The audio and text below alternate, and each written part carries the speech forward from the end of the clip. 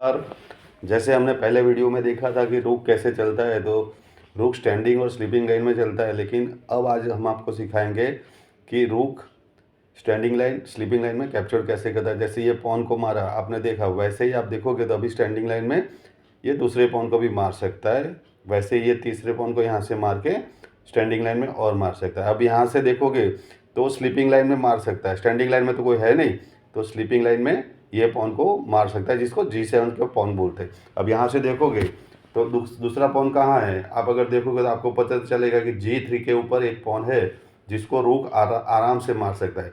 अब फिर हम देखेंगे कि स्टैंडिंग लाइन में कोई है या स्लीपिंग लाइन में कोई है, तो देखते हैं कि स्लीपिंग लाइन में A3 के ऊपर एक पॉन है, हम रुक से उसे मार सकते हैं। फिर हम देखेंगे स्लीपिंग लाइन में कोई है कि स्टैंडिंग लाइन में कोई है। अगर देखें तो स्टैंडिंग लाइन में A8 के ऊपर पॉन पड़ा हुआ है, उससे हम आसानी से मार सकते हैं। इस तरह से रुक का जो मूवमेंट है वो स्टैंडिंग और स्लीपिंग लाइन में होता है, और इसके बीच में कोई नहीं होता तो कर सकता है। वैसे ब्लैक में देखें तो ब्लैक में देखो रुक से पॉन मारता है स्टैंडिंग लाइन में, फिर H1 के ऊपर जो है उसे भी मार सकता है। वहाँ से फिर देखोगे तो आपको तुरंत पता चलेगा कि रुक H7 के पॉन को पण मार सकता है।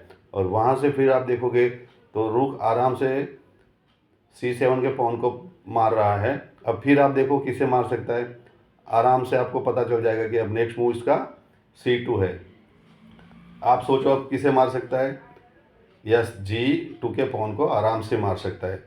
फिर आप सोचोगे तो स्टैंडिंग लाइन में है, यस, तो स्टैंडिंग लाइन में G6 के पॉन को आराम से मार सकता है। फिर आप देखो स्टैंडिंग लाइन में कोई नहीं है, स्लीपिंग लाइन में देखोगे तो वहाँ पे B6 के ऊपर पॉन है, इसे मार सकता है। फिर स्टैंडिंग लाइन में देखोगे तो एक पॉन है, तो वो B3 के पॉन को आराम से मार सकता है।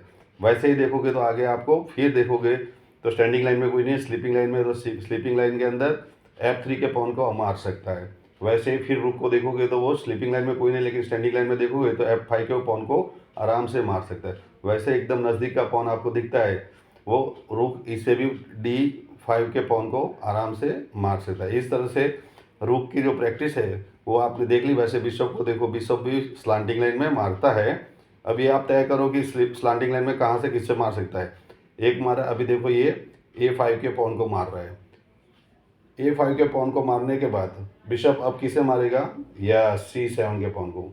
फिर किसे मार रहा है देखो, आराम से ये ऐसे ही डायगोनल में ही जाएगा, अपने कलर को छोड़ के वो कहीं नहीं जाता। फिर आप देखोगे तो यस, ये पॉन बाजू में उससे मार लेगा।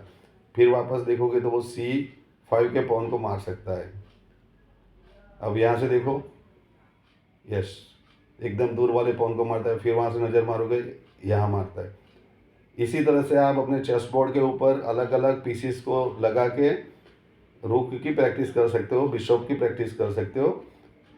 बिशप में भी देखो तो जो डार्क कलर का बिशप है वो डार्क कलर में चलता है, और लाइट कलर का बिशप है वो लाइट कलर में चलता है। जैसे अब देखेंगे तो ये पॉन इससे मारा, अब देखो, यस, अभी आपको पता चल रहा है कि कितनी आसानी से आपका आई साइट हो रहा है, आप सभी को अच्छे से पता चल रहा है कि बिशप कैसे मारता है। इसी तरह से आपको आगे अपना बनाना है, और दूसरा वीडियो जो बनेगा उसमें आपको क्वीन का सिखाया जाएगा। दूसरे वीडियो का इंतज़ार कीजिए, सब्सक्राइब कीजिए ताकि आपको नोटिफिकेशन मिल जाए।